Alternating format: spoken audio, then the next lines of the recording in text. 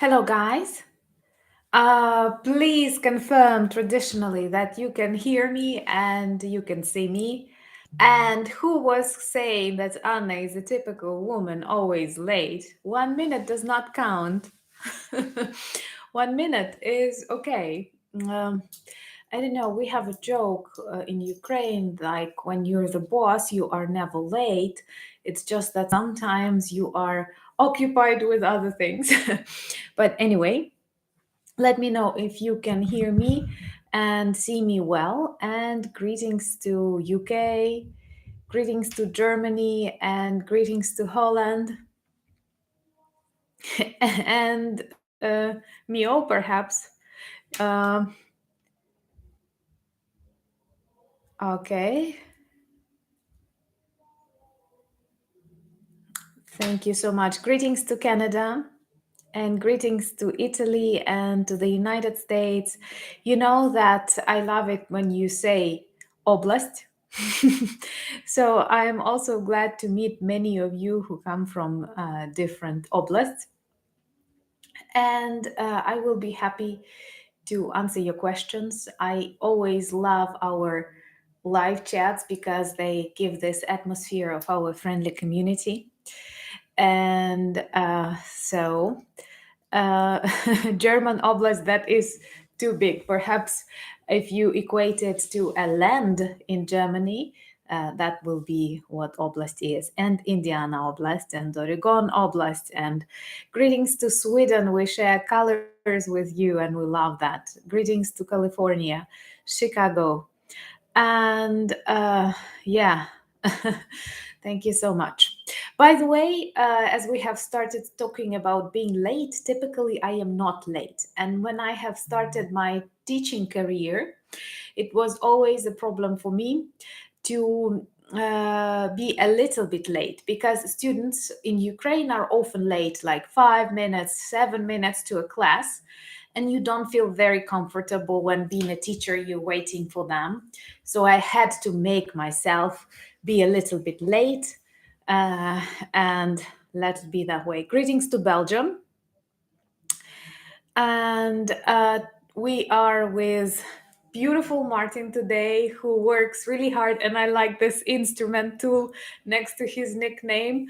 And Spencer is on a beautiful trip, but our thoughts are with him. And actually, we are jealous for the plan of the travel that he has. But I'm super grateful to my moderators, who are also my friends, same as all of you are my friends. And I'm really glad to have you.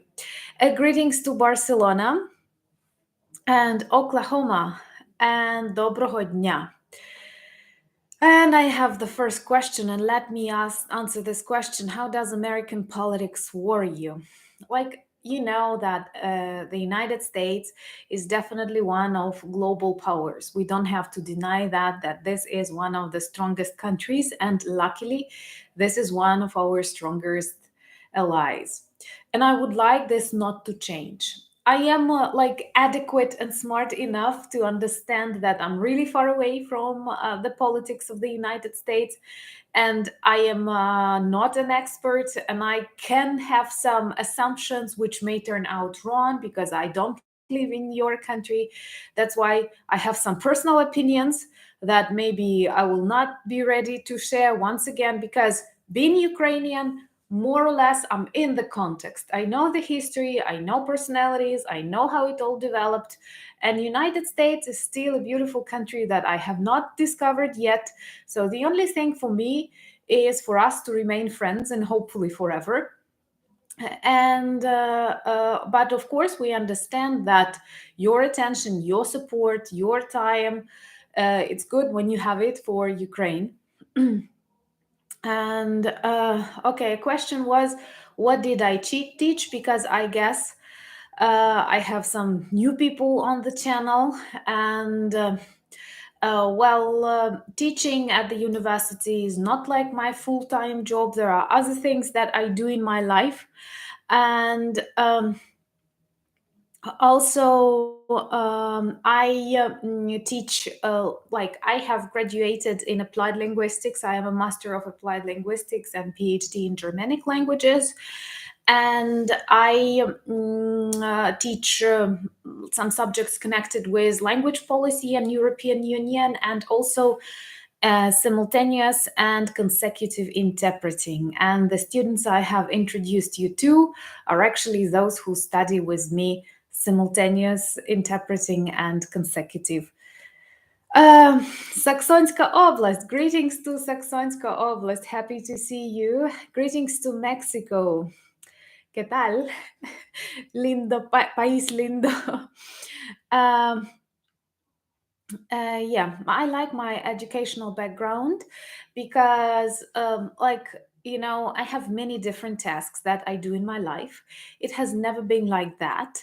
But in general, I find it really good when you have different tasks and different sources of income and different groups of colleagues, because it helps you be more dynamic, be more diverse in everything. And in future, I would like it to be like that.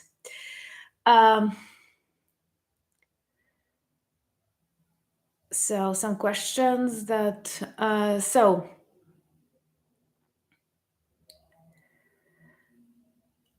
in general, I would like to say that my university profession was like main for a long period of time. Then I started writing for the daily Ukrainian newspaper, and writing was always my passion.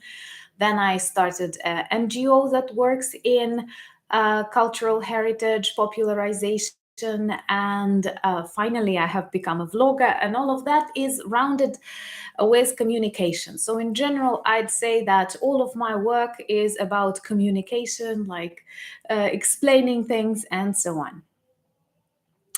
Well, this is a complicated question. How are Ukrainian sentences structured? Because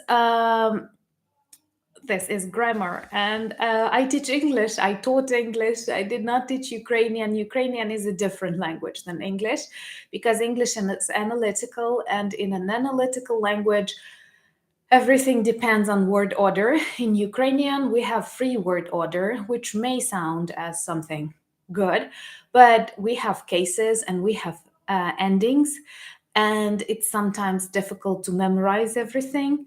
And though words can travel around the sentence, they cannot choose, like, they have genders, they have cases, and all of that may be quite complicated. Hmm.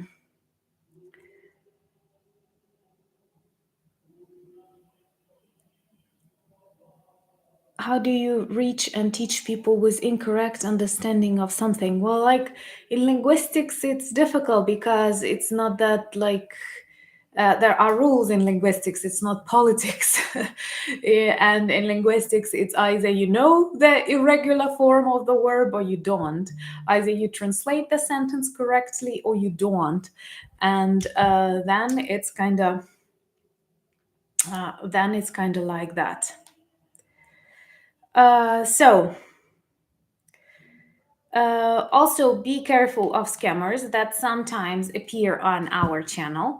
I would like to stress your attention that I never invite you to WhatsApp, to Telegram. Honestly, I receive a lot of emails, I receive a lot of messages, and I do not have time to answer all of them. So it would be really weird if I'd started sending you lots of messages. Come and talk to me. Please be careful when people encourage you in such conversation, and especially if they are asking for money, because I don't do that. Jak ty zaraz is a Ukrainian question. How are you now? Well,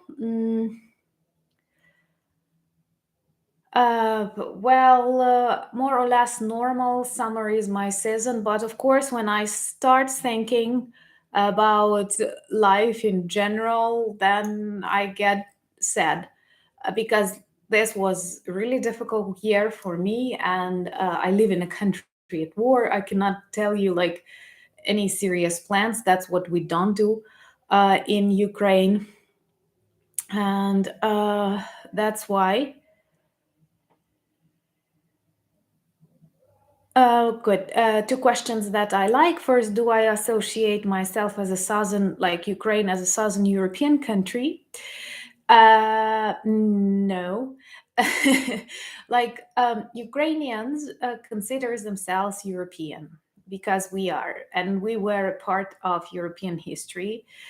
And if you look back into the times of Cossacks or in the times of Kiev Rus, we were very much integrated into life in Europe. And at the same time, when we were occupied by Russia, and Russia was very much influenced by Tatar Mongol hordes, and they tried to deviate our course and to create something unusual. I know that many people treat Ukraine as Eastern European country, together with many, many, many countries. Uh, like many Ukrainians will say that we are in center of Europe, that we are Central Europeans. I think it's okay to agree. I think it's okay to agree that we are Eastern European, but not Southern, perhaps, no. But in general, I think it's really beautiful that European countries are united, but at the same time, so different. And when you travel, you can get the feeling of a different, Europe, and that's interesting. Um, a question, something about Ukraine as a center, yes, but I would not. You see, I was really surprised that so many people simply associate and like equate Ukraine to Slavic people. Slavic heritage is great, and there are lots of Slavic people, and like, but when you look at the way the country developed, many different ethnos that do not exist anymore contributed to that. Like we all know that Goths and Guns lived, and the same was on the territory of Ukraine. And we spoke about Scythians, for example, we spoke about Sarmatians, and they are also a part of Ukrainian heritage. So it's not just like, oh, Bulgarians, which are Vikings. And I have so many reactions, by the way, to a video on Princess Olha, where people were describing her as a Viking princess that is alien to Ukraine. But Ukrainians do not treat Viking history as a bad period or as a kind of invasion. Vikings traveled all the Europe. Of course, they were stealing and taking tribute, but at the same time, they assimilated very quickly and easily. They did not erase uh, the cultural heritage and so on. So we make it like that Slavic people, Viking people, Scythians, Sarmatians, other tribes that lived on the territory of modern Ukraine all mingled and created Ukrainian people. So it's just not just like only Slavic people. For example, I come from Volyn, which is forest land, which is lake land, and yes, it's one of the cradles, if it's okay to say so, of Slavic people. But then a great part of central Ukraine, southern Ukraine, was Scythian and Sarmatian origin. And Sarmatian origin is very interesting because they were in close contact with Amazon women, for example. And Herodotus, it seems to me, spoke about Amazon women who lived on the territory of former Ukraine. So don't just like put this mark that Ukrainians are only Slavs. Now, that's just Slavs. Uh, it's one of the groups, a very big group that lives on this territory, but actually it's a mixture. Um, where do I have most viewers from? Europe or the USA? The USA. The USA goes first with like 30%, and then many other beautiful countries too. Um, Summer weather, yeah, we have lots of thunderstorms, especially now. And I have mentioned that. Greetings to Tennessee. Um, that people are very afraid of thunders. And I had this experience when I slept with an open window and I heard a thunderstorm, and I felt like, oh my God, maybe something is happening. And but it did not. I have a very good question about alphabet that is changing to Latin. Tomorrow, I invite you to watch our new video from Discover Ukraine series, where I speak about Cyrillic alphabet and its heritage in Ukraine. And I don't think we need to switch to Latin. And the situation with Kazakhstan and other Central Asian countries is really like problematic and can explain a lot if you look deeper into their history. But one of the main messages that I can say today is that Cyrillic does not mean Russian. Cyrillic has nothing to do like its origin. It's not Russian. Its history begins in Bulgaria, and it is used by 50 different languages. So actually, we are making a mistake when we are giving like Russia a Cyrillic alphabet. Totally wrong. But I invite you to watch this episode because I personally think it's going to be interesting. Also, a question: do we have tornadoes? No, not yet. But with this quick change of weather, global warming, albeit whatever, lots of things change, and it may be quite different in a couple of, because for example, when I was at school, I remember winters with lots of snow, and now we have like snow 2 weeks or 3 weeks in a winter. If you like this video, please like it so that it can be more visible. And yeah, I watched about tornadoes in Canada, and the videos were like terrifying, but at the same time, earthquakes, no. We have enough of problems. Do you wish us more like tornadoes and earthquakes?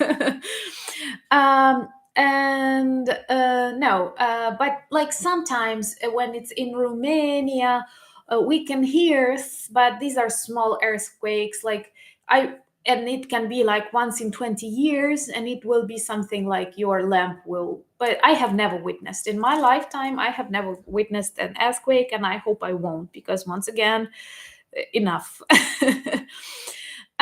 Also, I live in a semi-dangerous zone where we are close to everything, so I don't have any restrictions in the daily food, especially now. At the beginning, at the very first month, we had problems with access to medication, logistics was broken, and other stuff. But now, like almost everything that we had before war, we have right now. Then I had a question about languages. What languages are taught at Ukrainian schools? Um, because in like dominant language is English. Like English is the first foreign language that is taught at schools, and I think it's totally okay, because like English is a universal language. For a long period of time, Ukraine was hidden in Soviet Union. Like uh honestly, even my teachers who were good, like not my school teachers, because I've studied a specialized school and we had really good teachers, but when I was on different Olympiads and I had Cyrillic is not Russian. Cyrillic is Bulgarian, created by Cyril and Methodius for Tsar Boris of Bulgaria. And 50 different nations are using it. Do not give it to Russia because Russia once said it. So, coming back to English, and back in Soviet times, even good teachers, they did not have an opportunity way to practice to hear English language, like because there were not many different uh, like accesses, like no films, no YouTube back at that times, and many of them had something what is now known as, like St. Petersburg School of Pronunciation or something like that. And it is like really, I will say a few words like there are trees on the skies, the birds are singing, the children are running in the yard. And it was like, oh my God. And you realize that it was like interesting to have this access. And I think that um, starting from my uh, generation, people had more access. Like we were reading about Spice Girls, Britney Spears, all of that interesting stuff, and that was really interesting.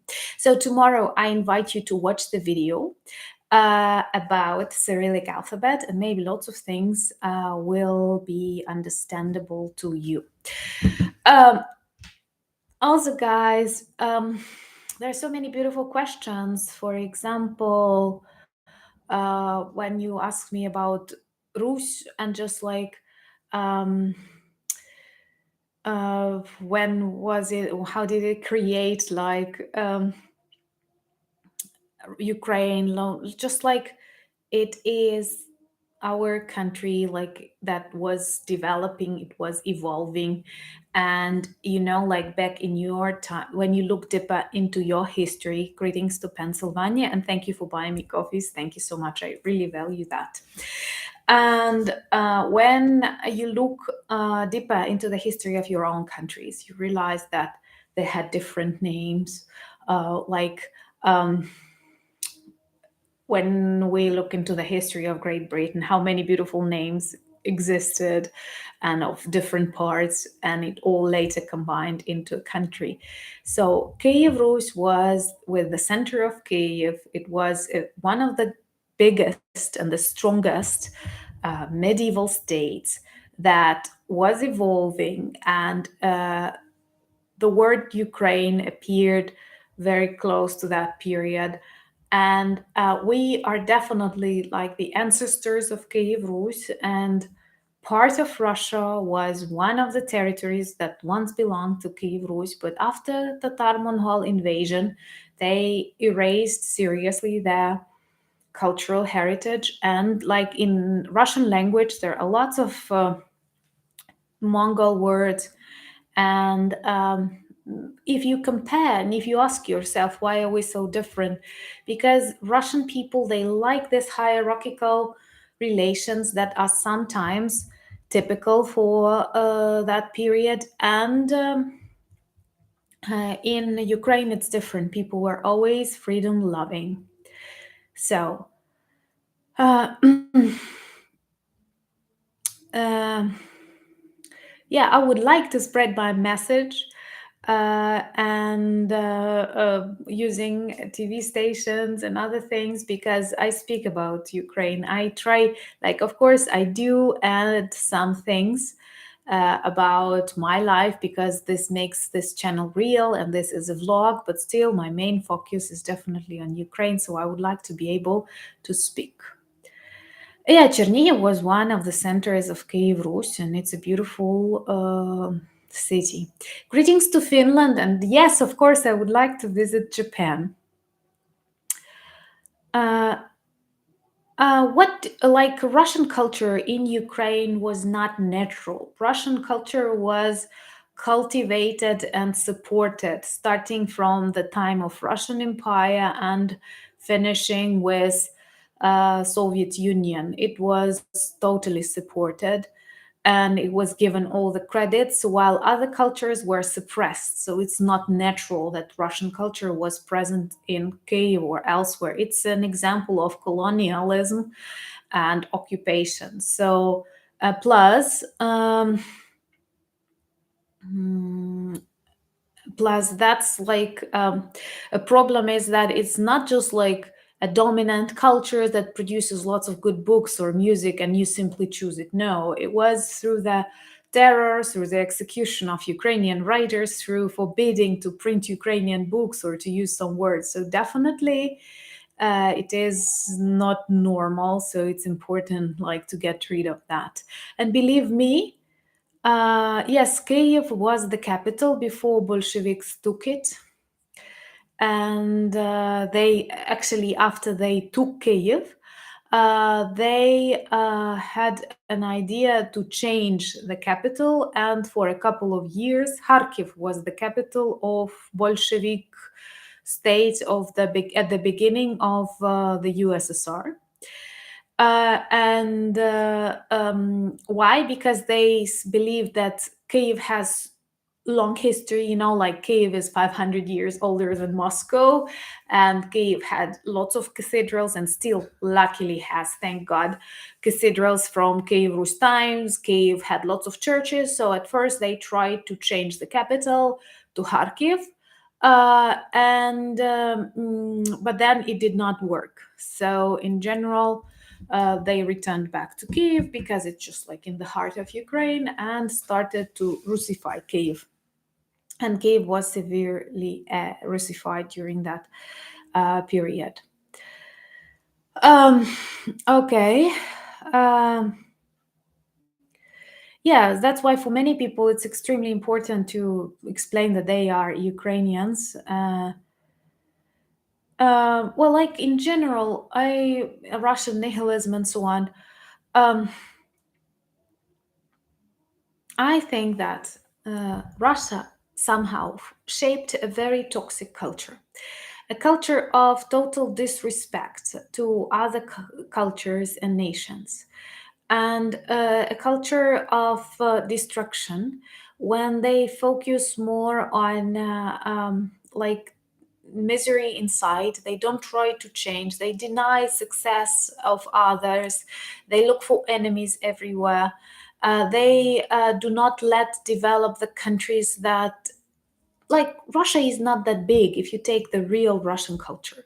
There are lots of beautiful peoples that are suppressed. And if they were freed from Russia, definitely the world would be a richer place. And they are forbidden to practice their language. They are forbidden to practice their cultural heritage stuff. For example, before uh, even before the start of this war, there were no Ukrainian cultural centers in Russia, because they were all considered like nationalist or extremist. And That's why they for Russian, like everyone who does not want to say that Russia is the best language, Russia is the best culture, Putin is great, you're nationalist. Or if you prefer your own culture, then you are a nationalist. Schools teach in Ukrainian, and this was since 1991. But some schools were like adding other languages if they were closer to some like regions that like they are culturally diverse, or there are some cultural minorities. But in general, like in all countries, like there is in Ukraine, there is one state language, and this state language is Ukrainian. And there was a question about Belarus. Like, I am more optimistic about Belarus than Russia, but still, today they are a part of Russia. Honestly, look, Putin managed to annex Belarus exactly as he wanted to do with Ukraine. He failed with Ukraine, but he managed to do that with Belarus. Greetings to Ohio. And they totally destroyed the language of Belarus, which is a tragedy. You will not find people speaking Belarus on the streets. Like, there is a very small percentage. More and more people think on the revival, but from what I know, it's close to 2.5% of people who are active users, which demonstrate that this language is on the edge of extinction. And when they have these interviews of people, they often say that, oh, this sounds so like funny. Um, like you don't want to speak Belarusian because it sounds funny. And I think it's a tragedy when people consider that their national language is funny. And that is because um, it is because Russians were mocking the language.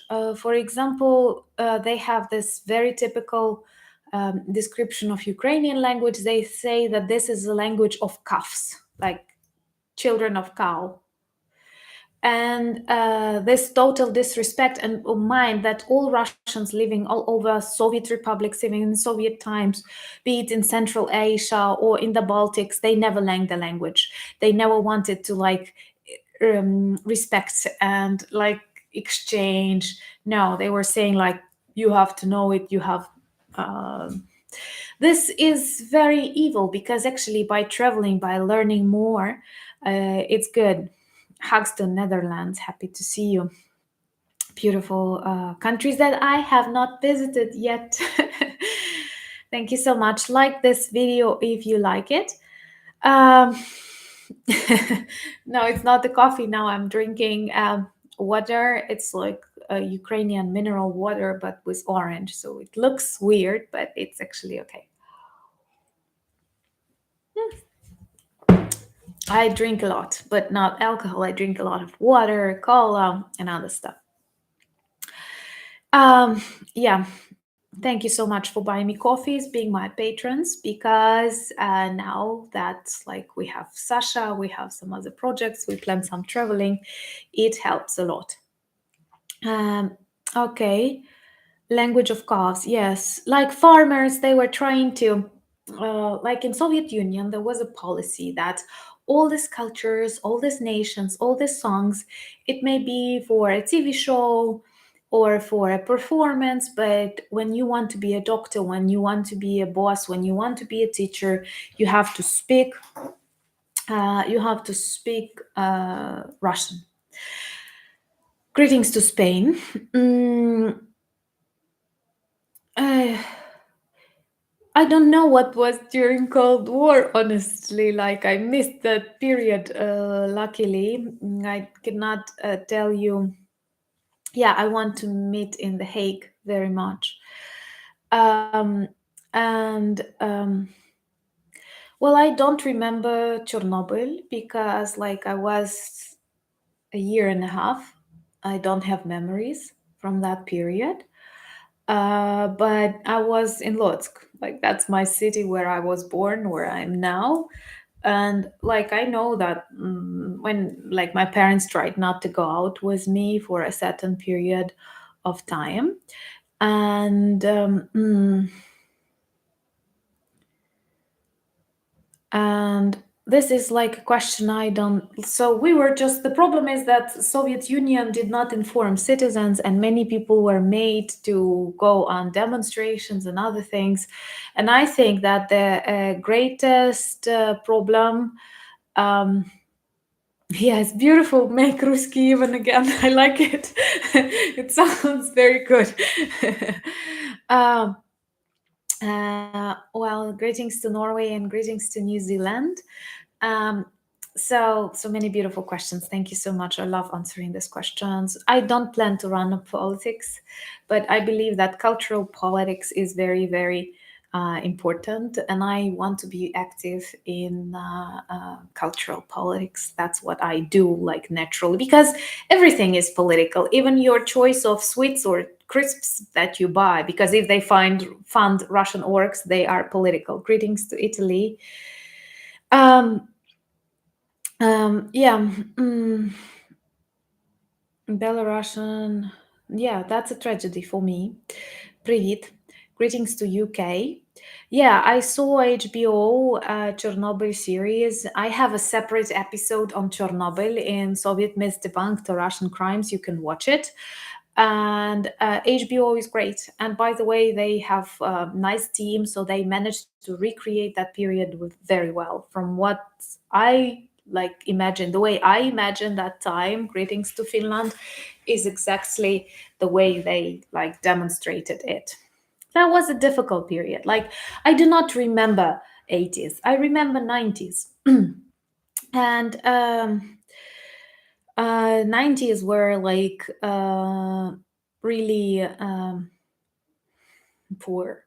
Like Now when I like travel, like I remember myself even being a student when I was abroad. There are many things that I wanted to buy, or I wanted to get something, and like a lipstick, or you saw Zara and you saw, oh my god. But now and born greatness. What is the third group? What is the third group? Born, achieve, and what is the third group? Never achieve. I'm sorry. But now I was like in Berlin, and I had one day, and I went to a shopping mall. I'm sorry, I'm a girl, and yes, I like all of that stuff. I don't speak about that. Like, I don't do lifestyle vlogging, but I think it's normal for a girl to like things like that. So I went and I realized that literally there is nothing that I'm hungry or something that I cannot actually find in Ukraine or buy online. And I felt so sorry for my country because it evolved really great. Greetings to the USA and California Oblast, and you know, and I felt like we are normal. We had like almost everything. Our middle class was developing really well, and people were traveling like abroad, something that was impossible when I was at school. Like when we had someone, a classmate who went to Turkey with his parents, it was like all of the school would interview him. And now it was not a problem. And that's why I felt like really sad that like they are ruining it all. And this, like, I'm happy to some, it cannot be happy during war, but I mean, I live in this part of Ukraine that is okay, more or less. Like, we have lots of people at war, but our streets, our houses, they are okay, our hospitals, our schools. And many people who see this destroyed part of Ukraine, they come um, totally sad, because they realize the size of that destruction, something that you cannot feel when you are far away. And that's sad. So that's why, but I do feel this, I really feel bad because we are able to evolve, we are able to develop. One of the greatest differences between Russia and Ukraine, guys, is when you look at Russia, they live in their past. They constantly want to revive the past, but it's not the way. Like, life does not develop this way. And Ukraine was always about future. We just wanted to um, change. Like, we wanted to build a democratic society, and like this various projects that they are active, people who like traveling, students who use um, mobility programs. We are open to the world. We like to copy paste some good ideas. And Russia is totally different, and they're just like spreading misery and looking for something in the great past of Russia that was not, like, I don't know, actually that great. Thank you so much for your kind words. uh, well, the question, like, do many people speak? I'm glad that you like. I like it too. It's just one like. um, because Russia called Ukraine Little Russia because it wanted to erase Ukrainian cultural heritage. This is a totally artificial, invented by them word. And the problem is that at a certain period of time, approximately 300 years ago, because of their violence, because I don't know of what, because of some misfortune for Ukraine, they were dominant in communication, and they started rewriting and retelling our story. And many believed, because like that was the only access, the only information they received. Actually, how could you see Ukraine through the prism of Soviet Union? could you have access to it? No, it was impossible to travel freely. No Ukrainian TV. If you're speaking something openly, you can be prohibited for that. So there was no chance to see the true face of Ukraine, and it was for centuries like that. And now, when people saw Ukraine, many of them were like super surprised, like, "Oh my God, why are you so different? Why are you so?" Um, why are you so different? Because we were always different. Russia only put this shade on us and tried to make you feel that we are the same, but we're not. I feel like I will have to make a video about Russia and Rus, because Rus is not Russia. Let me say that in Ukrainian. Um, in Ukrainian, it will be Київська Русь, Русь, Київська Русь. And Russia in Ukrainian is Rossia, Rossia. It is not the same. Uh, it was not like Russia is theoretically quite a new term that was actively used by Tsar Peter the Great and then Catherine II. But before that, they were always the Tsardom of Moscovia, Muscovy. And later, when they started building their myth, their imperial myth, they were trying to create this idea of that. Let's imagine Russia and say that it was Rus. But it is just like, I don't know, as ape and apple. Even for Ukrainian ear, it sounds different. So we don't have to think that Rus stands for Russia. Even people in Kiev Rus, they were Rusini, Rusini, and Russians are Rosiyani or Moscovite. Moscovite is the correct word for them. And of course, they were invaded by Mongol Tatar hordes, and many of culture that was Slavic was seriously changed, starting from appearance, because lots of this, like old skulls of the princes and tsars, were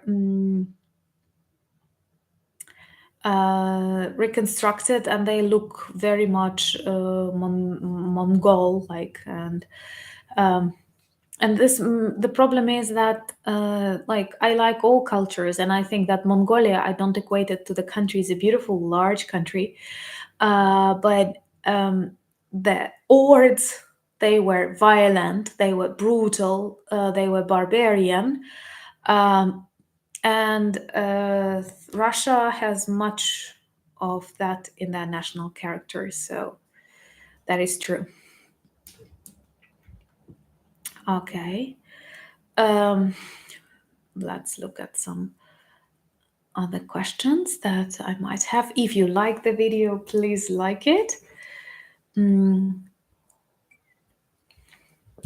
Oh, you mean like easiest language? Well, once again, I'm not a professional in Ukrainian language learning, because it's like the fact that I know English and Ukrainian does not make me a professional in teaching Ukrainian. But there are books for learning Ukrainian as a foreign language. Maybe I can connect you to some people so you can write me an email. An email is on my channel in that description. Greetings to Canada. And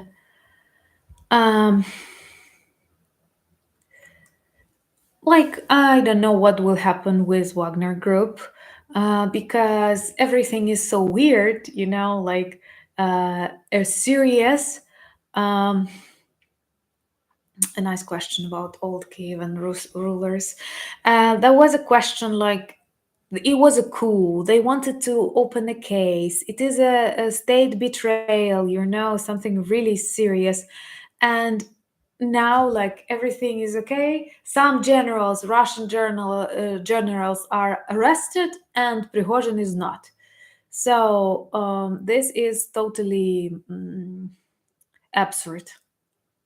So yeah, Duolingo is a nice application perhaps, but like Hopefully, one day, after we win, you will be able to come and practice Ukrainian. But it's a complicated language to learn, I think. Yeah.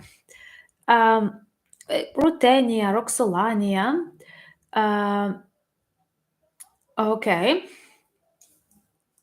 Good. So, Kievan Rus was very interesting period of our country, and like I think that um, definitely Prince Volodymyr, and we had a different name, not Prince, not Duke, but Knyaz. I don't know if you have heard about this word, but Knyaz, it was like the head of the state. It was Prince Volodymyr, it was Prince Yaroslav the Wise, and I like Princess Olha because I like strong women. I think it's totally okay to be strong. It's better than to be weak. And what is also interesting that I like not their like school history when everyone is boring, but when you look deeper into uh, the history and you see that these were real people. For example, Prince Volodymyr is considered to be a saint, but before get being baptized, actually, uh, he had like 800 wives and he had lots of adventures. I will not share right now, but later. Rurik is an interesting character, and we don't know for sure if he was like real or if it's more legendary kind. Question about dialects. We do have dialects as any big country, and you know, Ukraine is a big country, like the largest in Europe. We have lots of people, we have lots of regions, but um, but um, they are not that like we understand each other. It does not prevent understanding. There are some regional words, dialect words that can make you laugh, and you can say, "Oh, I know you come from Volyn." For example, in Volyn, one word that I hate, many people say, may I," is "можно," "можно," and Volhynians will often say "mona," and I hate it so much. But it's not like it's difficult to understand.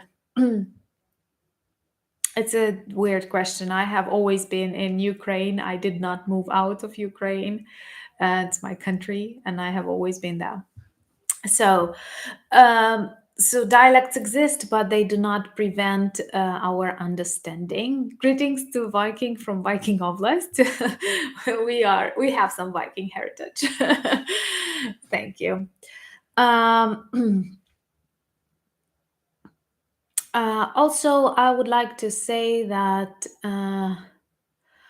mm, okay, dialects. There was one more question. Greetings to UK. But of course, when someone has some pronunciation, but in general, like people easily understand each other. Stereotypes, they exist, but I cannot think of any like at this moment. If you'd ask me about a specific region, maybe it would be possible for me to say it. Uh, well, like Budapest Memorandum um, is definitely a mistake of every country that signed it. Greetings to Indiana. Um, but yeah. Um, like I once again, Speak English is a channel that people advise speak Ukrainian, perhaps, because uh, well, like in general, there are more and more people in Ukraine who speak English, especially people of my generation and younger, in the shops, in the restaurants. Well, Ukrainians feel that Andy Warhol has a part of Ukrainian heritage. And there are many people who are from Ukraine, or like Malevich, right, who is Ukrainian. But I typically like it when people um, choose by themselves, and we have to respect their choice. People also advise verbasku. I did not choose. Yeah, of course, Hutzuli, Volignani, Galiciani all have dialects, but these dialects are not very difficult. Uh, Thank you so much for buying me coffees. Thank you. I don't know someone. And um, yeah, but like for Ukrainians do not watch my videos. Like only some Ukrainians watch my video because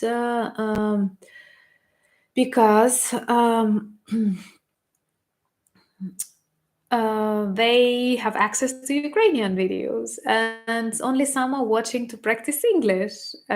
So there is no need for them like to watch English version of the things they know in Ukraine. I typically try to translate what is inside Ukraine to people abroad, and I'm very grateful that you're interested in my country, that you care.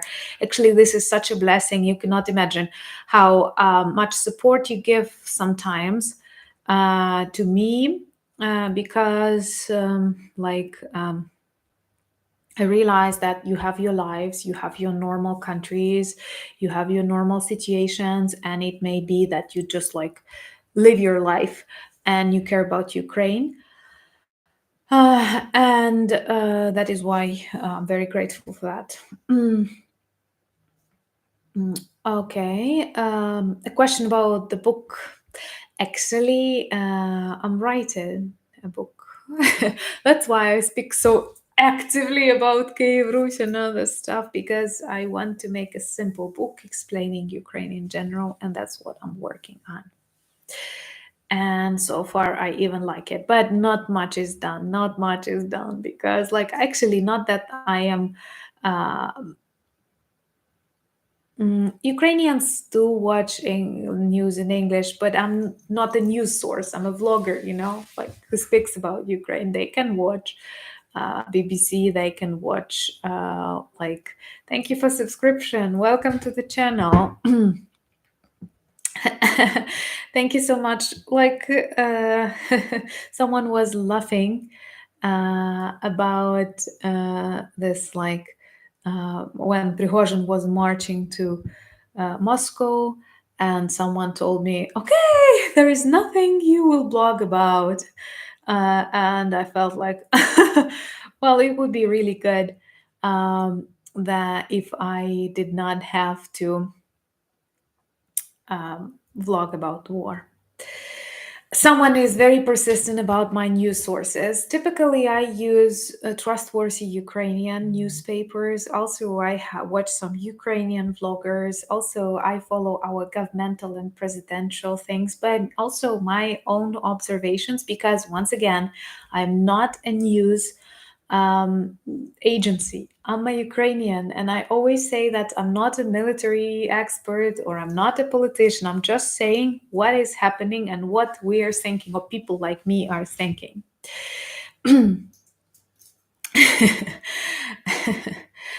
uh, Yeah, I want to make a slideshow of my merch supporters, because there's so many beautiful people in the t-shirts all over the world, and I showed them to our designer, and especially the adventures of a little raccoon traveling all over the planet. And um, just like he said, "Oh my God, these t-shirts have better life than we do." And it is funny, like they have it's interesting, like the t-shirts have better travel life than we do. So you can check our merch shop, and they work good as conversation starters, and I'm really grateful for that. uh Patron the dog is totally okay. Greetings to South Dakota Oblast. He is serving, he's in the military, and everything is fine with him. So, hopefully, greetings to Carolina Oblast. I love it when you say Oblast, guys. Yeah, I also like this term professional Ukrainian. First, I saw it, oh my God, it sounds totally okay. And I felt like totally in Ukrainian it sounds okay, but sometimes in English it has some other meaning. So when I was saying it I was a little bit afraid, but and yeah, like I did not expect to be a vlogger, honestly, and like it's a true discovery for me. Oh, you see, there is a night butterfly. We call them night butterfly. They like light and they saw light. And yeah, we ship T-shirts because this is like print on demand, and they are located in different areas. So we ship to France. And okay, I've lost my idea.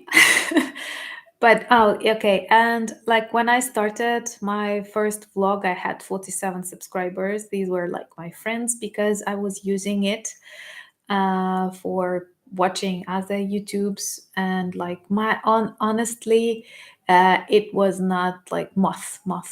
They are a little bit fluffy.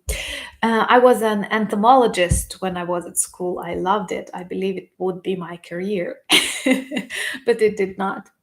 So, and like it was a total surprise to me that so many people supported and watched my videos, and so many people traveled like travel. It was a question about traveling raccoon, and like no, we don't know anything about the raccoon whom Russians stole from the zoo in Kherson.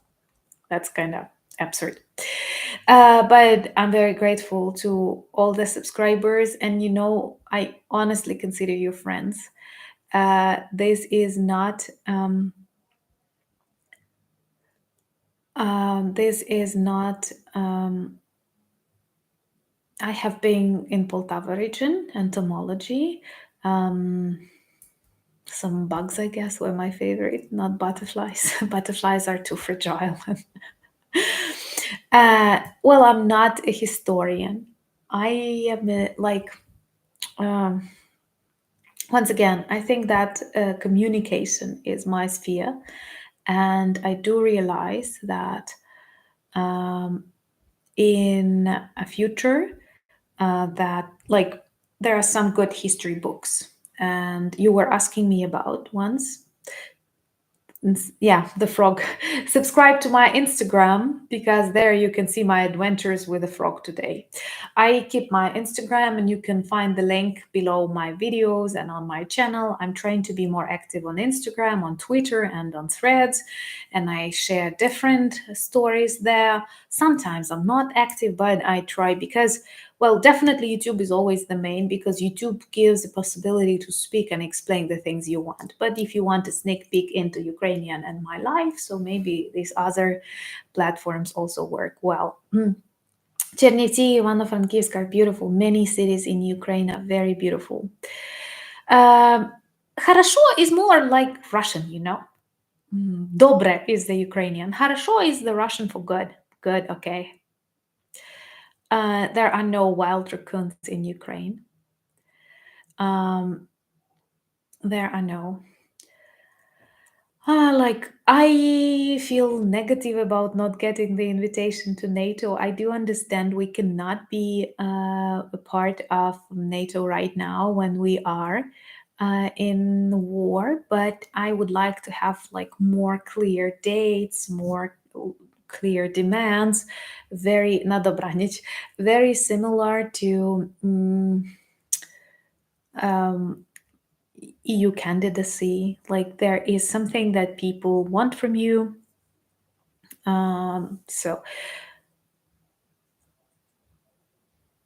well, I wait for war to finish, and I believe that I will definitely. There are lots of things that I do apart from vlogging And like I teach, I have my NGO projects, I work in cultural heritage sphere, I write. So I will be a very happy person when I don't have to vlog about war. Plus, there are so many things that you don't know about Ukraine and about Eastern Europe in general. So I can adjust and start, you know, vlogging something different, maybe in a less intense schedule. And yeah, I hope that one day we will join NATO and we will join UA. What do Ukrainians think of Poroshenko? Different Ukrainians think of Poroshenko different things. It's just like in the US or in France, you have different presidents and like candidates, different politicians, and some of you like them, others like others. So just the same. I'm sorry, but okay. Um, ja wojownicza. Okay. Thank you so much for buying me coffees and becoming my patrons. Thank you. This means a lot, and um, everything is. Guys, yours. What is wrong with orange? Are you talking about my nail polish? Yeah, I do watch Jake Bro, and I consider his channel one of the best ones. I like watching Jake Bro, Vlad Baxler, Operator Starsky, Silicon Curtain. These are the channels that I like. Okay, one of my favorite questions: suspended next elections. How do you feel about that? I know that Russian propaganda is using this against Ukraine. Guys, even if we dreamt to have these elections, it is impossible. It is impossible to have elections in a country, part of which is occupied, one third of it which is destroyed. And can you imagine how many air raids during any voting we will have? It is definitely impossible to have elections during war. And what about elections in a part of Kherson region, in Donetsk, Luhansk, in all of this? It's impossible to conduct the elections there. So shall we ask these people not to vote or what? It's totally impossible during wartime, and it's not the decision of Zelensky. It's written in law that during wartime you cannot have elections because it's war. You cannot organize logistics. You cannot like bring papers to the central office. It's totally impossible. So it's not like possible even if you want it. Um, so but they are trying to use it like, oh, Zelensky is keeping power, so on. No, like, but we cannot change everything. Like, there is no physical way to organize elections in war zones, in hot zones, and be sure they would like destroy it totally. So it's not a question about getting the power or something. It's just impossible. Every Ukrainian understands that. Believe me, this is what like I can guarantee you. No one is expecting elections during air raid. We had explosions. We have people died by missiles every day. And how do you imagine this voting points to work? Honestly, how will they work? No, like of course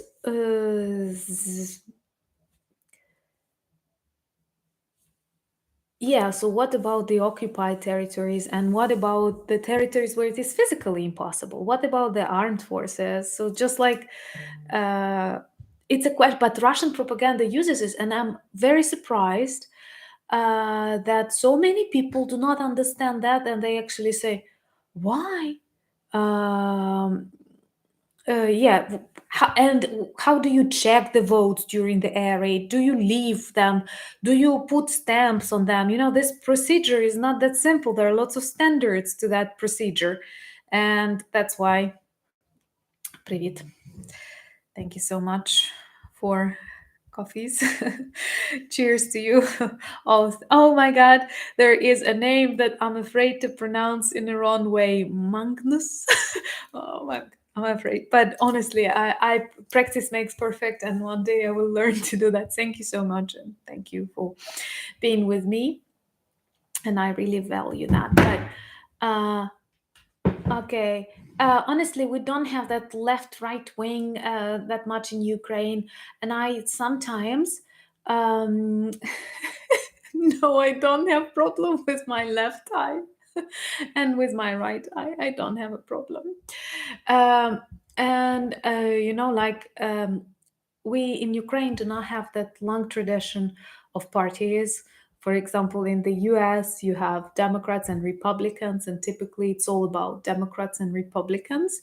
And in Ukraine, we or just like in Britain, conservatives and liberals. And here we had like years of communist party. Back in USSR it was just communist party, no other parties. And after that, it was a very long process. And in Ukraine we have like too many parties. I'd say this is our problem. So a typical election will include like 35 different parties. So I know that many of you ask me about Kira, but do you know that in Ukraine people don't talk about her at all? She's more like talking on the outside. At the beginning, people were more like attentive to this political party, but now it lost the majority of support. So, like in Ukraine, she's not known anymore. Like she's not in interviews on TV or in the parliament or so on. Um, it's not like changing presidents is bad during war. It is impossible. It is impossible to organize. As a teacher, I can tell you, for example, we have state exams. And state exams are very serious because these are like more serious than ordinary exams, and typically people take them before receiving a diploma. This state exam is something that you have. Like it can cover some bad previous marks and so on, so it's very very important. It's final. And uh, in during this period it's really difficult to organize passing of these exams because sometimes children have to like students have to stop an exam if it is an air raid, and they have to hide in a shelter. What do you do with their examination cards? Do you count the time they have? Because actually in the bomb shelters they can look up the answer to the exam. So what do you do? And can you imagine how many other problems will take place with elections, with transportation, with logistics, with voting in points that will definitely be targeted, with lots of territories that are temporarily occupied and our Ukrainian people are not able to vote there? Will this be legitimate results if people from part of, for example, Kherson region will not be able to vote? So please, do you understand that? And that's important. And also like the video if you are just joining. Um, what do I like, dislike about the education system in Ukraine? Well, I think it has to be more closer and closer to European education because I do want this integration. And for example, we have 4 years to study for a bachelor and a year and a half for a master. And I want it to be like 3 and 2, like in Europe, because there are other things. Uh, uh, okay. Yeah, I think Ukraine deserves to be in NATO. And why? Because Ukraine now stands for everything that NATO states as its priorities: the protection and freedom and democracy. We also demonstrate high level of preparation and good standards. And come on, Albania is also a member of NATO after a long period of really complicated political history, and it's okay. But we are having some problems, but many countries who are already members of NATO still have some problems. We can adjust being in NATO. And I think that we deserve it, not because we are like sacrificing ourselves or because look at us, we are good. No, because we are actually doing a very good job. We turned out to be a really strong army. We can teach and exchange the experience. We are trained, but we know, like this real life experience is something that is incomparable to theory. And many countries who are really good at training and so on, they know it theoretically. Many countries who conducted some wars, they also, these modern wars, they were different, like fighting terrorists somewhere in the mountains, and these were like um, pointed hits, just something like that. And here we have a true war, full scale war, with battlefields like in the Second World War, with infantry, with tanks, with aviation. And of course, those who learn it only on theory or on brief visits to some anti terrorist places, this is different than what we have here. Uh, and okay. Um, Greetings to Canada, and but I do understand, like greetings to Chile, and I do understand that we cannot get in NATO today. And when I say that, um, like we are disappointed with some decisions, believe me, I'm a grown up. I understand that we cannot be in NATO tomorrow. But imagine, like you tell me, Anna, we would like you to invite us to your party. And one answer is, yes, I will invite you to my party.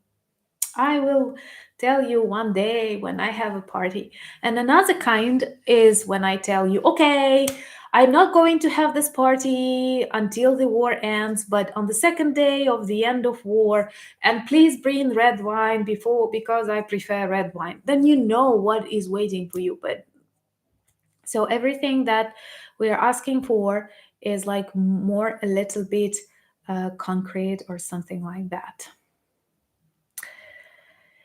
Um, Also, someone asked me about that, and that's good. We have finally switched to normal um, calendar, church calendar, and we are going to celebrate Christmas officially on the 25th of um, December and some other holidays according to like Gregorian calendar, if I'm not mistaken.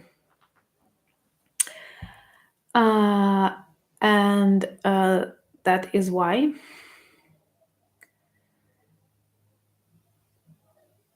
Well, I'm sure, like, you have to understand that Ukraine will help other European countries if unfortunately something will happen. Because, like a war, because we will have a great number of military people. Lots of people change their careers and now getting invaluable experience, and these people will remain military. First of all, I think that Ukraine will remain a military state because it doesn't look like it doesn't look like Russia will disappear, so we have to be prepared. And there will be lots of people who are greetings to Australia, where it is really early, 5:15 a.m. Then another question was about how do you travel to Ukraine, by air or by. You cannot travel to Ukraine by air. This is actually one of the weird things that happens when your country is at war. All the planes that you have in the skies are military planes. It is either a Russian plane and then you are in great trouble, or a Ukrainian plane and then you may support it from the land. So you have to realize that I'm a Shiraz girl. I don't know if I pronounce it properly. And we don't fly to Ukraine. For example, if I when I had to travel, I had to go to Warsaw, and then from Warsaw it's easier either to fly or to get a train or something like that. Connection to Ukraine is not that good, and all of the presidents who come here, they don't fly to Ukraine. They fly to Warsaw and then travel by train because train is the safest way. Perhaps they send a specific bunker train to help them. But once again, uh, and it did not reopen Lviv airport. And even if Lviv airport will be reopened, it will not be reopened for tourists. It will be reopened for some military things. Because have you seen like a recent attack on Lviv? Many people killed. So I don't know who would like to travel to Lviv by plane.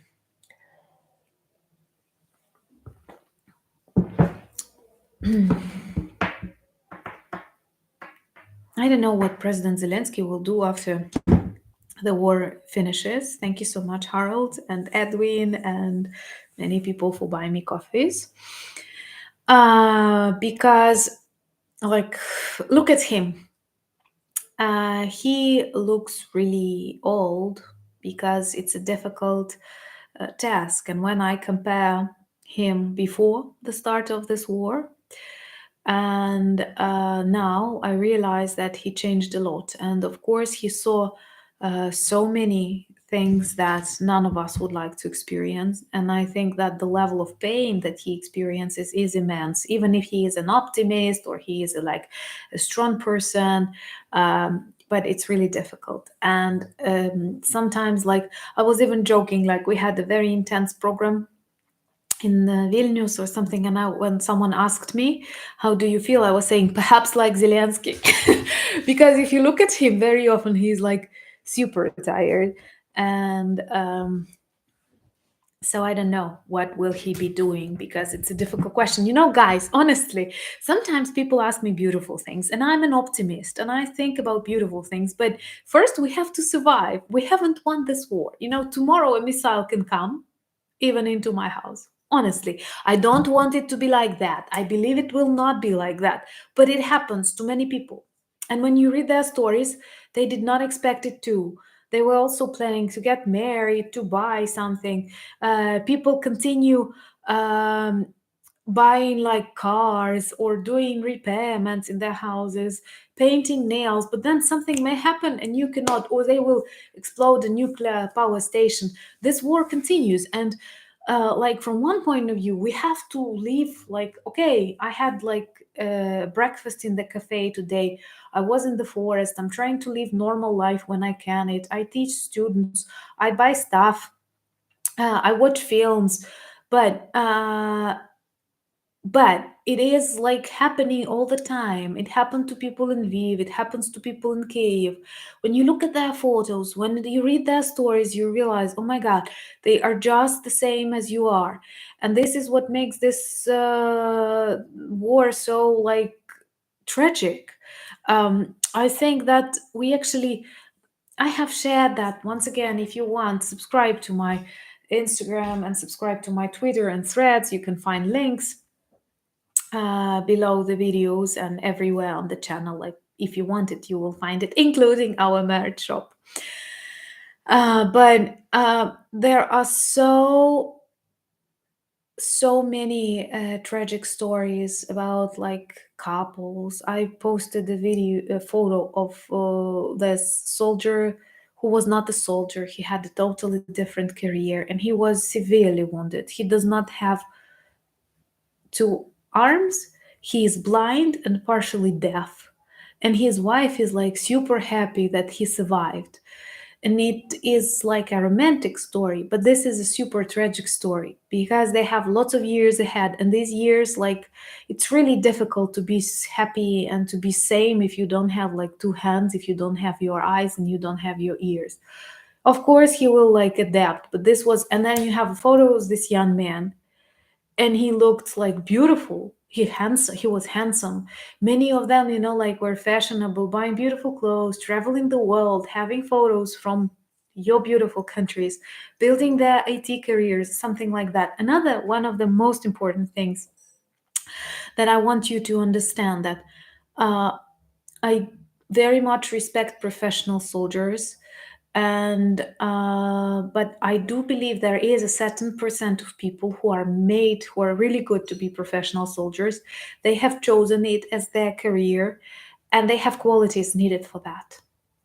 But in Ukraine, the army does not fully consist of professional soldiers.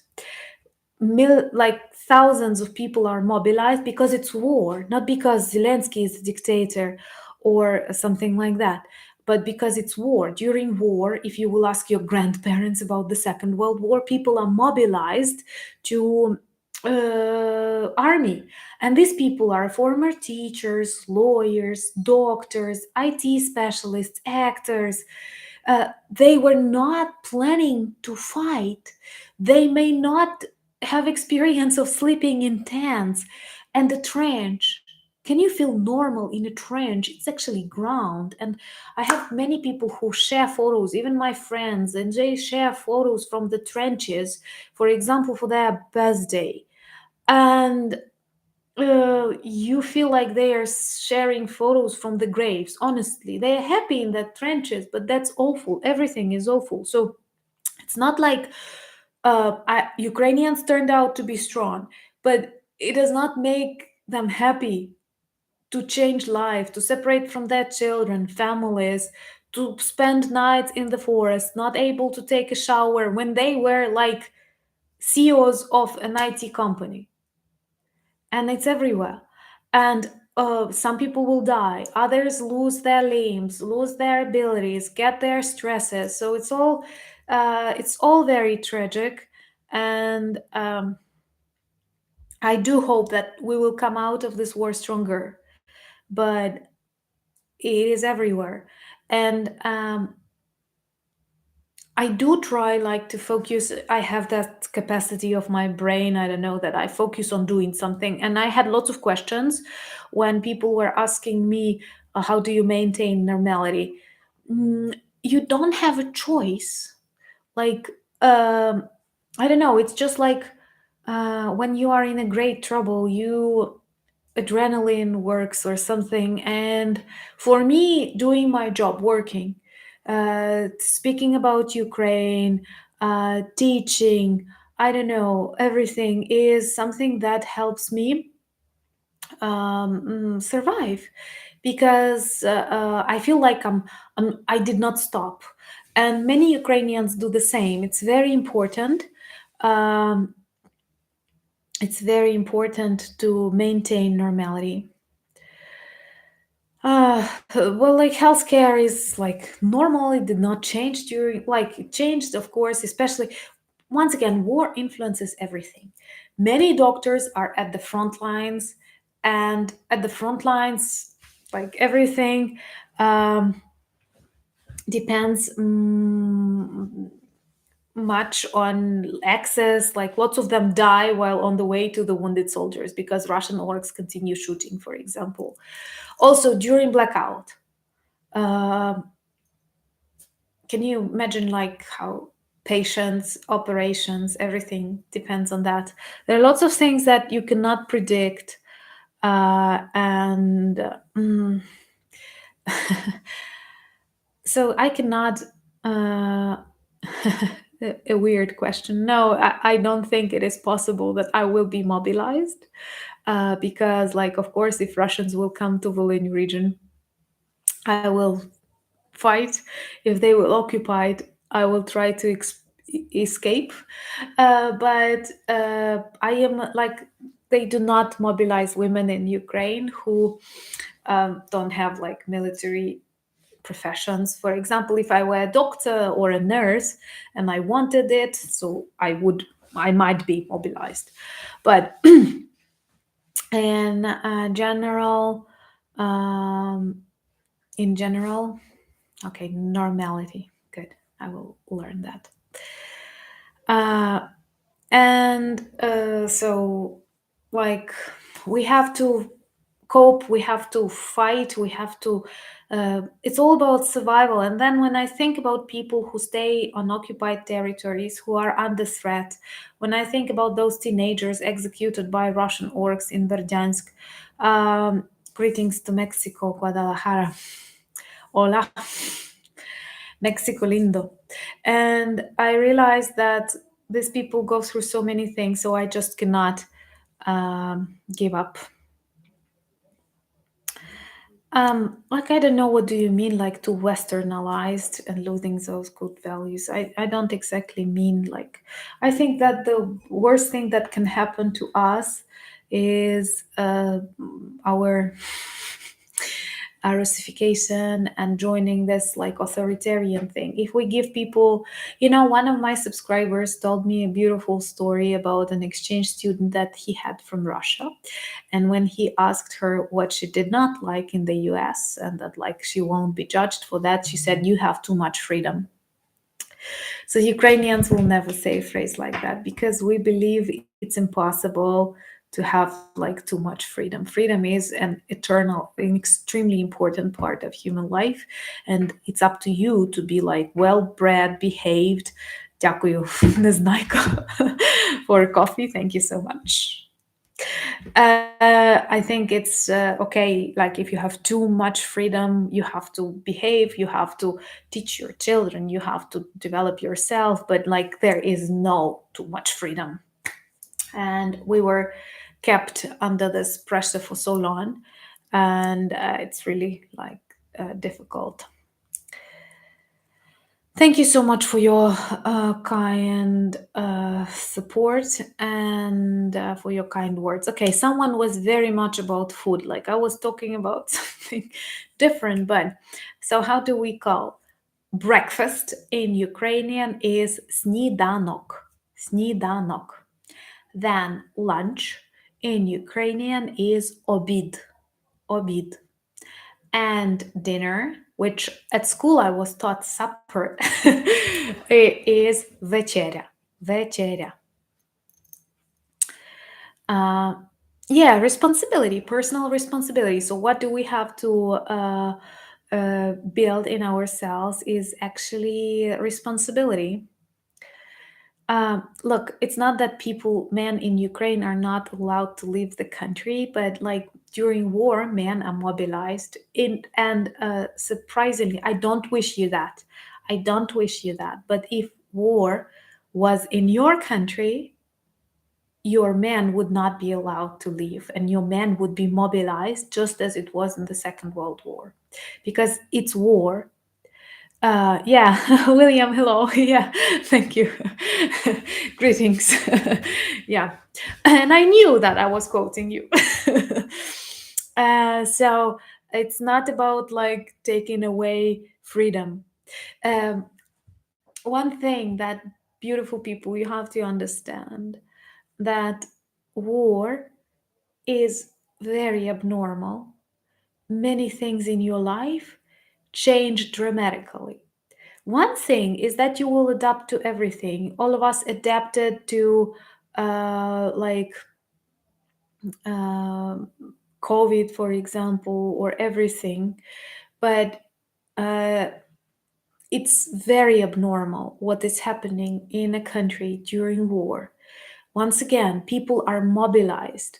Then you will say, and what if they don't want? It's a question of survival. I don't think that everyone like wants to go to front lines. Many of those people who go, they are afraid. Many of those who go think they will die, and some of those who think they will die will die. Their families are afraid. They don't have connection. When somebody does not answer your phone, what is your first thought? So, not being able to travel is kind of because of Russia. It's just like if you have higher prices and people say, I'm honestly quite angry when people say like, oh, prices are rising, we don't spend much money on that, that's because of Ukraine. No, that's because of Russia. That's because of Russia. Because if not Russia, we would live in our borders, build our life, do our mistakes, do our good things, but we would never like interfere into your life that much. It's not our choice. It's Russia that attacked Ukraine to continue attacking the West, to continue attacking democracy. So whenever you feel like angry, that I do understand that there are some reasons that people lack, be it a problem of logistics, traveling, money, higher taxes, lack of electricity, cold in the office, and so on. But it's because of Russia. After Russia kills us, if it kills us, it will continue to you. Nothing will make it stop. Why would it stop? Why would it stop? It did not have any reason to attack us. Why? We did not attack Russia. There was no danger at all. And so, if we blame someone, we blame Russia. If Ukrainian men cannot travel, that's because of Russia, because Russia attacked Ukraine, and you have to back up your country. It's just like when your parents are ill, you have to spend time with your parents, spend money, and give them your attention. It's just the same about your country. So it's not about taking away their um, rights. It's about war, and during war, I can like normally missiles do not fly in my skies, and normally, like I don't have air raids.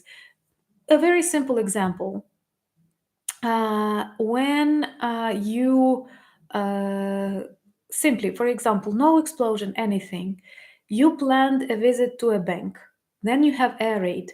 During air raid, banks are closed. You will not get in the bank. Or you wanted to have a birthday party. Air raid, your restaurant is closed. You will not have your birthday party. You wanted to pass an exam and to go abroad because you're a girl and you can do it. And then you are not able to do it. So we have to understand that life in Ukraine is not normal. So it's not just about like if all of us um, do not want one thing, you are free to correct me. I know that English is a foreign language for me, and I'm always grateful when you teach me. I pronounce word comments correctly. I have learned that The Hague right now. So normality is also good. I am never offended with that.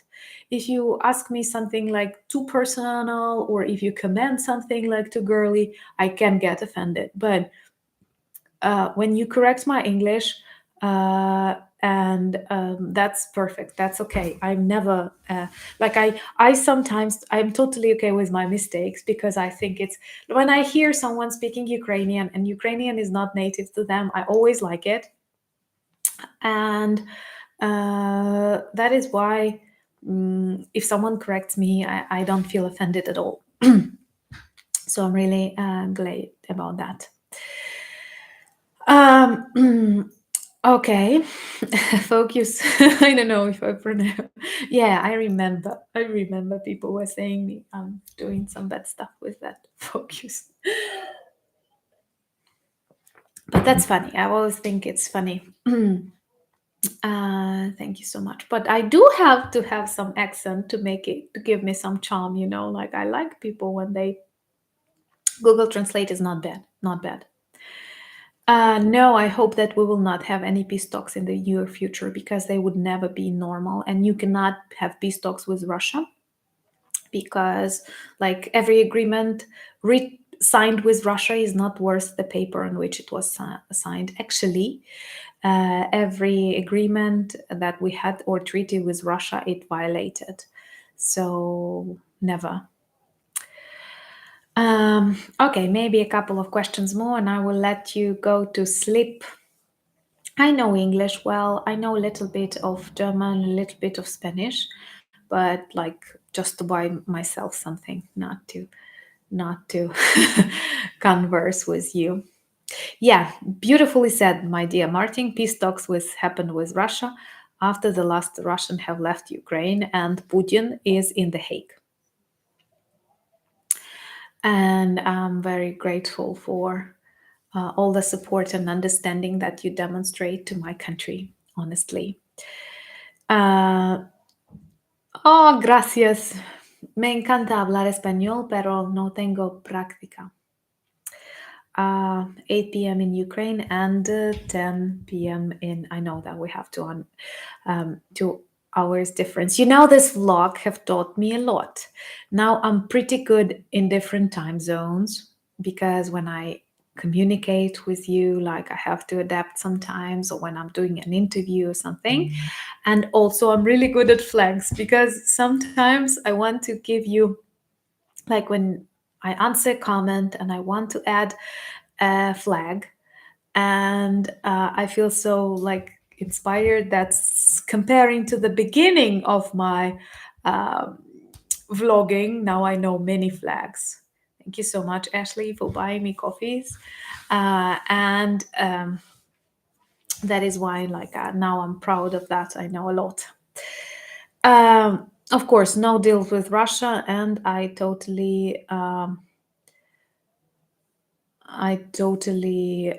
very grateful for that understanding. Obrigado. Yeah, Portuguese. Okay.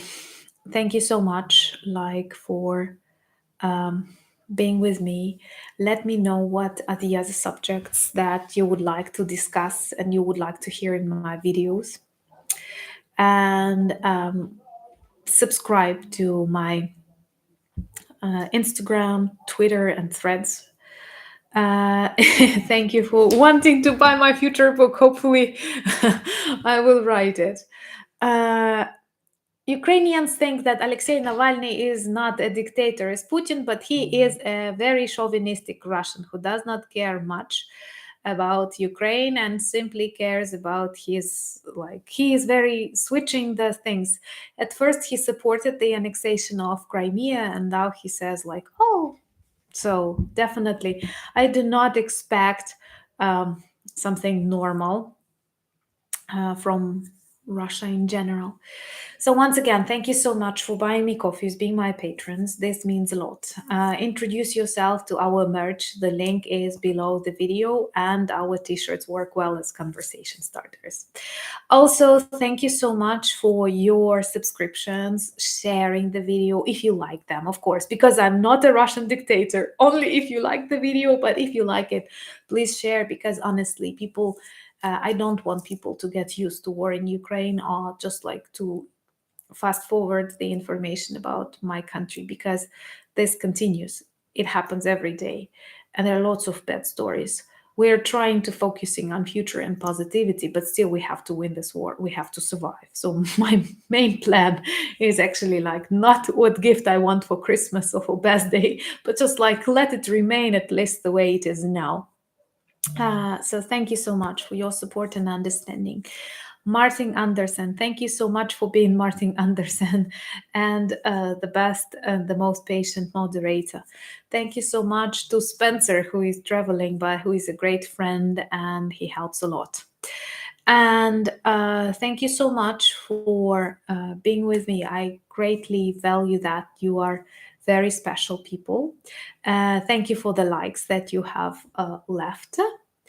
And yeah, the Przemysl. Yeah, I was traveling to Poland and from Przemysl, and it's much easier. For example, my travel to Berlin was that way. So thank you once again, and watch our new episode on Cyrillic alphabet tomorrow. It is going to be interesting. Good night, buenas noches, and traditionally Slava Ukraini.